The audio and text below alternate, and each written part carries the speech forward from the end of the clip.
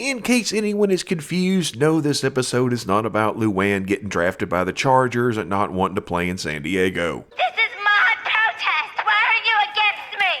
I was trying to help you with your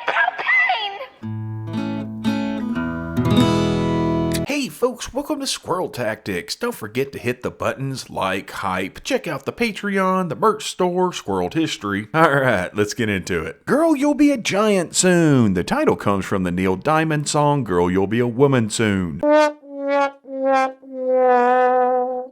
And it deals with Hank raging against the Texas State Fair grill-off machine when they refuse to allow propane to be used. And Luanne deals with feeling that people treat her like a child because people treat her like a child. I mean, she kind of has a point. The episode starts off with Hank and Bobby watching the erection of Big Tex. Howdy, folks.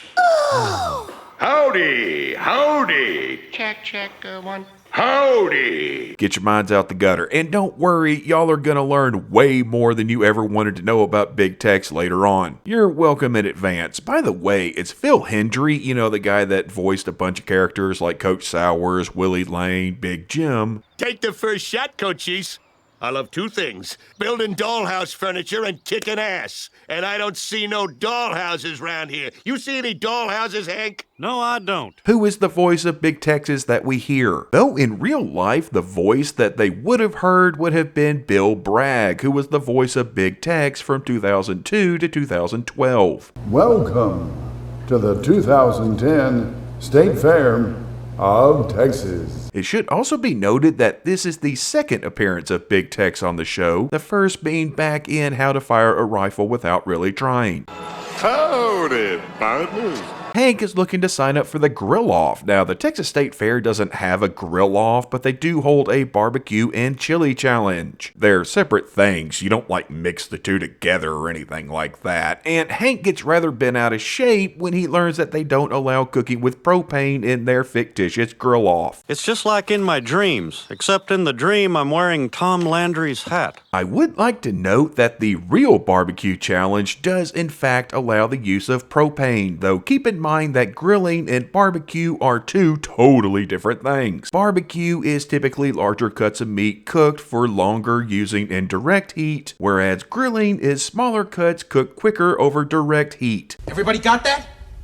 But yeah, Hank's all up in a huff. The guy was kind of a jackass in how he handled it, to be fair. This is a charcoal competition. Always has been. Why don't you take your gas and go fill up your balloons or whatever you do with it? Does it really matter in the long run because just the exclusion of propane and the inclusion of 2 boxes for charcoal, hickory and mesquite, which it should be noted also leaves out other woods like oak, applewood, and cedar, is enough to rile Hank up. Adding to this that nobody really seems to be angry about it, hell, nobody else seems to even care because, well, they don't care. Meanwhile, Luanne is being Luanne in that the prettiest bulb on the tree ain't exactly always the brightest. Case in point, when she's talking to a survey taker on the phone, you ever wonder why polls are wrong? It's because these are the folks that they're talking to. If the election were held today, I would vote for nobody.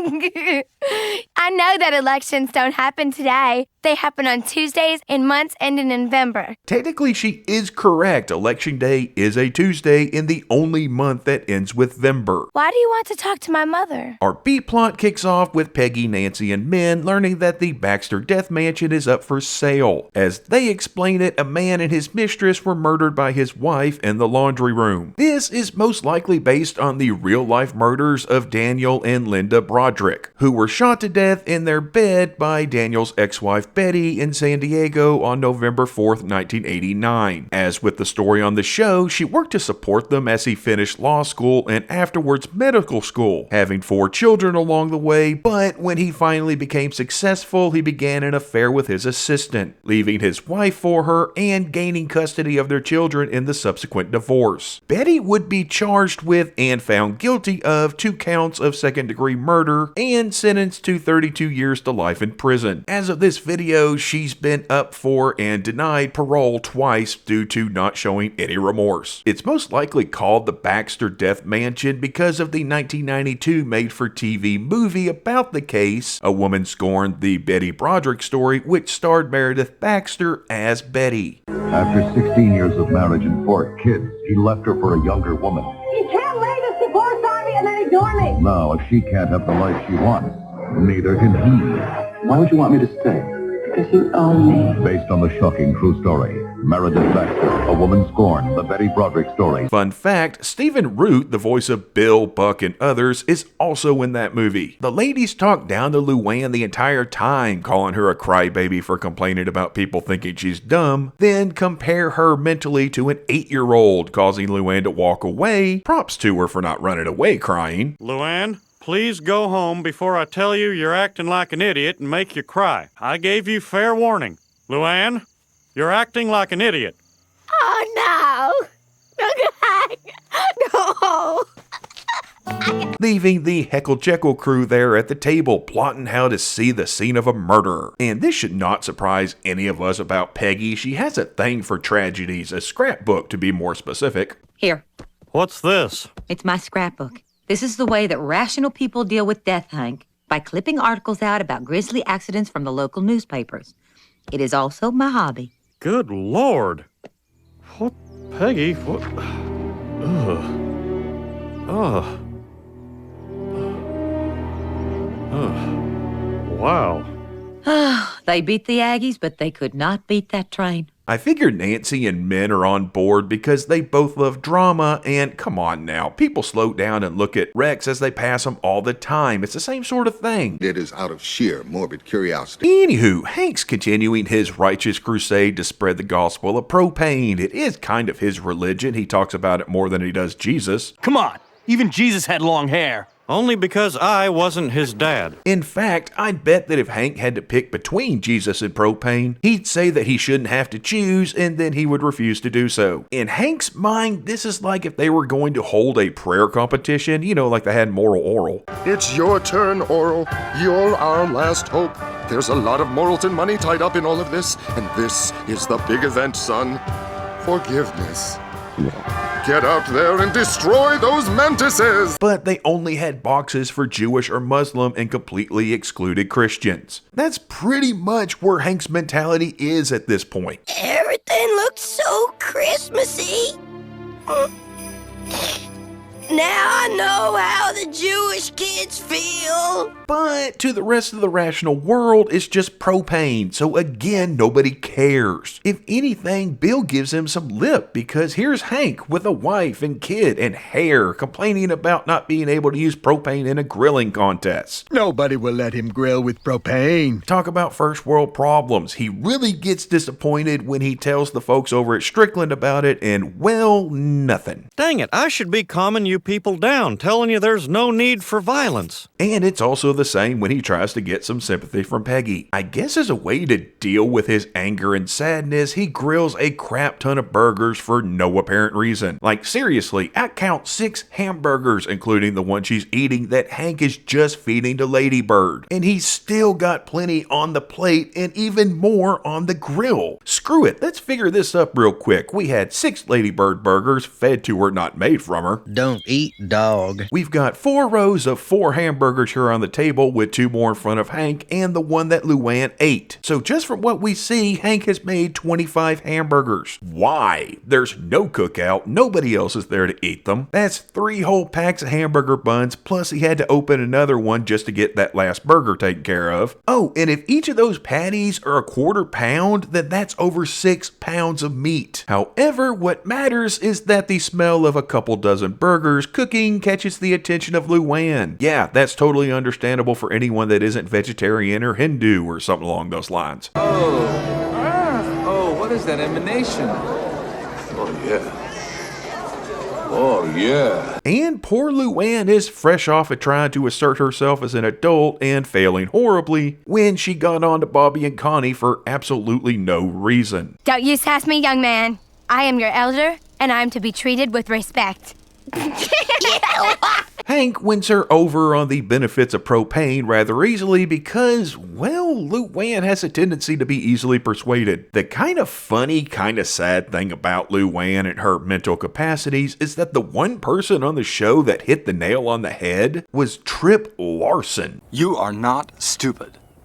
You're ignorant. What? He's out of line, but he's right. Yeah, he's right. The schizophrenic going through a psychological breakdown who is literally grooming Luanne to fill the spot of an ad lady, yet is the only person to see Luanne for how she is. There might be a lesson in that. Luanne isn't stupid, she's extremely ignorant, which by and large is not her fault. I mean, look at her upbringing. It's damn near a miracle she can do what she can do. In this particular instance, the fact that Hank agreed with her about not liking the smell of smoke, to each their own, hooks her in like a crackhead's first freebie. And when Hank mentions what's going on with propane and the grill off, Luanne connects her want and need to be taken seriously with Hank's perceived slight on his beloved, bringing up the idea of protesting, or at least grilling at the event as a form of protest, which, if you know Hank, ain't exactly something he's a fan of. Well, that's not the kind of thing I normally go in for. But they're pushing around propane, and propane doesn't have arms to push back with. He does agree to do it, though. I mean, he's got to protect propane, and we see that Luanne doesn't know much about propane. Yeah, she must have forgotten everything that she learned trying to get a job at the Megalomart. Propane is A, flammable, B, non-flammable, C, all of the above. Well, you can't eat propane, so... For God's sakes, it's flammable. I could have gotten that! You would have never gotten that. I just pushed everything out of my mind except propane. Never mind, she just pushed it out of her head, limited hard drive space and all. But you would think that she'd still remember at least some of it other than it's flammable. Toss another bucket of propane on the fire. Luanne, maybe I should get you some brochures. While that's going on, the three sisters of despair there are trying to get a gander at a murder scene. Problem is, the real estate agent is well aware of what she refers to as looky-loos who have no interest in the house, but only want to see the laundry room where people died. It's macabre, but then again, I get it. They get shut down and they retreat to re-strategize. Hank is building what Luanne refers to as a super grill. It kind of reminds me of the grill of the future, but not quite as fancy. Coming to me. Stay with me, cause it's gonna kick you in the hillbilly ass. Automated flavor sensors here and here. Remote control operated trays. And mechanical arms on either side. Like a giant grill robot. Robot? But Hank tells her to pump the brakes there, Pocahontas, when she wants to create posters involving capes and rainbows. And here's my criticism. Okay. I'm an adult. I can handle criticism. And to her credit, Luanne does take the creative criticism well and even volunteers to wrangle up some help at the local college. Heimlich County Junior College. Come for a visit. Stay for the beauty school. Yeah, I'm guessing that one. It never says, but the college is depicted as protest central, a way that colleges are often portrayed. Save the whales! Gays in the military now! Free Nelson Mandela! They freed him already. Movie recommendation, PCU. I think I've mentioned it before, but yeah, watch it. And watch it keeping in mind that it came out in 1994. I'm a black man. There's no justice for me here in America. I should be at the front of the line. Yeah, well, I'm gay and subject to ridicule and discrimination wherever I go. Women are oppressed throughout the world. Give it a rest. Anywho, as could be expected for a woman that looks like Luanne, she has no issue getting a group of guys to rally to her cause with minimal effort. Smoke is murder! No blood for charcoal! By the way, the guy there with the no war shirt, yeah, he's voiced by Dax Shepard. Oh, I like money. I also love the fact that the only female member leaves because she knows exactly what's going on as the guys fumble over each other to impress Luanne. A position I'm guessing she herself had formerly filled before Luanne showed up. As she puts it, she's the babe, she's not going to become the mother. The point here is that none of these guys care about any of these causes. They're virtue signalers trying to impress women because they're interested in something else. Oh, you mean sex? No. Yes. Remember back in Bobby Ray when he got all into protesting because of a girl even though he didn't give two flicks of a fiddler's dick about anything he was protesting? This ain't about those tickers, is it? It's about impressing that little girl out there. I don't know what to do. I finally have a girl interested in me, but it's just because I got rid of those soda machines. I gotta keep it going. Yeah, it's that, but the college version, you know, like Saved by the Bell, the college years, except fewer Slaters, but a lot more screeches. I believe the modern term for it is a performative male, or whatever you kids call it. They're full of crap and are just trying to get with her, as we can easily deduce from moments like this. Luanne, this Uncle Hank, he's a real uncle, not an older dude who's like your boyfriend, right? Yep, they're like the Winston Zedmores of the protest world. If there's a steady paycheck in it, I'll believe anything you say. By the way, fun fact, Winston is my favorite Ghostbuster. Anywho, Peggy Hill and her maids of exhibition try again to see the mythical laundry room, putting in a fake bid only to be countered by the agent with a demand for $15,000 up front. Peggy is not letting this go. It's a principal issue at this point. And so they all head off to the bank. Oh, and since Hank is spending his time with Luanne, which is really sweet by the way, Bobby is filling in his spot in the alley. And apparently he's doing a pretty bang up job of it. You're as good at telling me what to do as your dad is. Then we get to the state fair where Hank has somehow gotten permission to set up his protest grill. I'm kind of surprised he got it that far. Typically something like that would get shut down right away, and though the other grillers are dismissive at first, not believing that propane could do as well as wood, Hank's argument that it should at least be allowed to compete, win or lose, starts winning people over. And truth be told, most if not all of the grillers would have ended up agreeing with him, based simply off the idea of giving it a shot. I mean, who's it gonna hurt? However, any goodwill that Hank had built up was quickly smashed to pieces like many of our dreams when Luanne arrived with her merry band of libido-driven misfits, and we ain't talking about the horror punk or toy islander type. They're loud, they're annoying, they have no idea what they're yelling about. The one thing they excel at is getting people to disagree with them, and unfortunately for Hank, they're on his side. Propane is the way to go! Ready, everyone? Finger of shame! Shame! Shame! Suffice to say, this does not make Hank happy, imagine that, which totally takes Luanne by surprise, imagine that, with Hank telling her off due to her tactics. Yes, her heart was in the right place, but no, Luanne, just no. It's one of the instances of how we tend to judge ourselves based off of our intentions, but we judge others based off their actions. She pulls a typical Luanne and runs away, but she quickly finds solace in an offer to move in from her little gaggle of protesters, but she gets herself another idea. Also, I just noticed this. Why did the I'm not gonna be the mom girl come back? She's right here as part of the protest, even though she walked off before they planned anything. In fact, we see her later on leading the protest since Luanne is, you know, out of position. Okay, so I guess we need to go ahead and talk about Big Tex. The Big Tex says,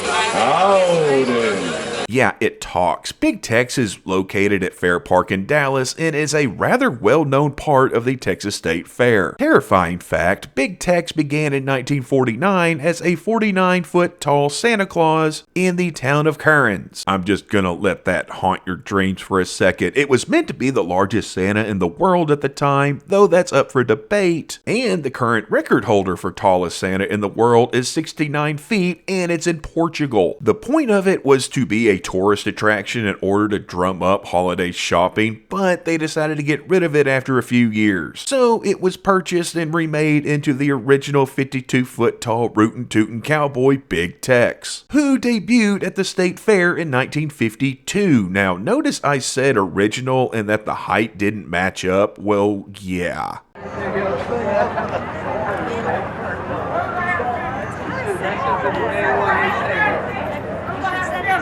That's because this Big Tex burned up faster than a triplegic Anakin Skywalker on the warm beaches of Mustafar. Yep, in 2012 an electrical fire took down Big Tex, but he was replaced with a brand new, even taller, even better version that stands today. Also, yes, there is a framework in there as well as employee access that Luanne could have used to climb up. That's how they're able to maintain it and where all the rigging that allows it to wave is at. I'm not sure what the inside of Big Tex's mouth looks like, but it's probably about like what they show here. Luanne climbs on up Big Tex's leg and takes over, using a megaphone so that everyone can hear her. If you don't use propane, I'm going to stomp on you. How do I move the legs? Also, it should be noted that the recording of this part of the episode was featured on MTV. Listen, Texas, I furnished the dime to make the charcoal to burn the flesh of the cows that you've murdered. King of the Hill is a blessing from God. Also, this is my second favorite use of a speaker to communicate in the show. The first... Hey, go down, man. Come on, man. What are you doing up there, man? Don't call me crazy, man. Oh, come on down, man. I ain't saying that, you know. Boomhauer, if I ever heard anyone reading a script, that was it. Yeah, that's just classic. Anywho, Hank tries to stop her by unplugging Big Tex. Yeah, I'm pretty sure it's not that easy, and I doubt they could run Big Tex off of what looks like little more than an extension cord. Either way, it wouldn't have worked because of course it wouldn't have worked. She's using a megaphone instead of a PA system. You can't unplug a megaphone, Hank.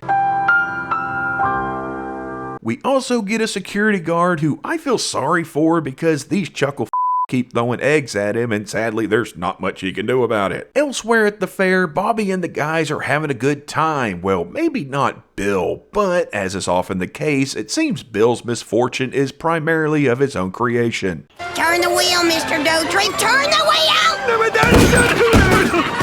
Bobby, this is what it would look like if Boomhauer and me had a baby. This scene also reminds me of another case like this. Bobby.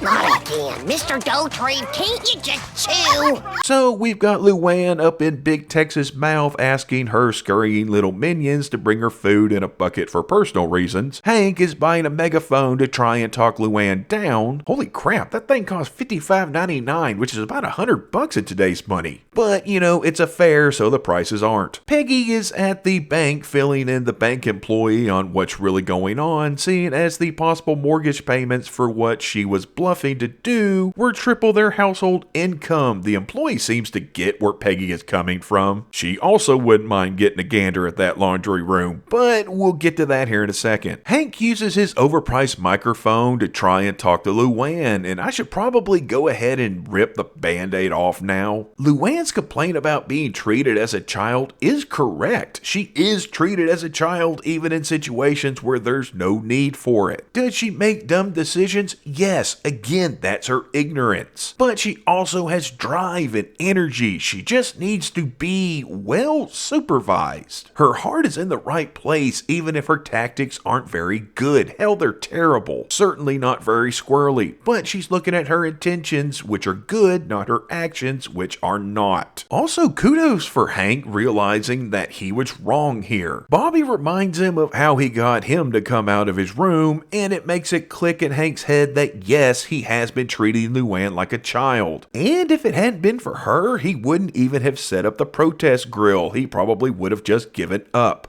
Even though I still think what you're doing is asinine, if you come down here, we can talk about it. Like adults. As Luanne agrees to come down, we see that the three first ladies of Rainy Street have finally gained access to the murder scene. And yes, the bank employee is also there because why wouldn't she be? She wanted to see it too, and she's the one that made it happen. So yeah, they get to see the laundry room in the Baxter Death Mansion. Hank and Luanne surrender to the police. It looks to be a state trooper by his uniform. However, after being hit with an egg... Dude! You just nailed the real cop! Oh, crap. Run! Yeah, they better run. The trooper lets them off while hauling Luanne's merry band of misfits off to jail. The episode ends with Hank and Luanne leaving together, Hank asking questions about Big Tex as the figure in question watches on. So, girl, you'll be a giant soon. The only thing I'm not a fan of with this episode is that we could have gotten more Hank and Luanne bonding time like we did in Boxing Luanne, though I do understand why they kept the two two separate, so that the reveal at the fair would be a thing and the fact that Hank would have shut all that protesting down in a heartbeat. Especially because the direction they went with was to demean charcoal rather than lift up propane. They didn't touch on why propane might be better than charcoal other than claiming that the smoke from charcoal kills people, which is actually realistic because that's oftentimes how these things go. It's a group of ignorant young people that know next to nothing about what they're protesting, and again, the guys are only going along with it to impress Luanne. Luanne has folks on one side that won't listen because they view her as a child, and the only folks that will listen don't care about what she has to say, they only care about what they can get from her. To one side, she's a kid, to the other side, she's very much an adult. I do like the B-plot of Peggy, Min, and Nancy trying to see the laundry room. It's not distracting from the main plot, it's got a few laughs, and it definitely helps with the pacing of the overall episode. The Bobby taking Hank's spot amongst the guys, I guess it'd be a C-plot, is very underrated. It really doesn't get the love that it deserves. It's just hilarious watching the guys blindly listen to him, and Bobby is totally on board with just stepping right in. We got Luanne standing up for herself, Hank seeing the error of his ways, though I doubt anyone else learned a lesson here, Bobby leading the guys, Peggy leading the gals, Bill had a bad time with bumper cars. Overall, this was an underrated episode that does not get the love that it seriously should. And if nothing else, we got my personal favorite version of Boomhauer's Hank impression. I love old Hank, man, but god dang, man, I'm talking about propane, man. I'm talking about what I do for a living, man. Thanks for watching, folks. We'll see y'all next time. Howdy, folks. Today's steak grill-off. Clog Dancing Unlimited. The world's smallest hippo. Howdy. Thursday night, livestock show. Free diabetes screenings. Howdy. Sunday night, salute to the pecan.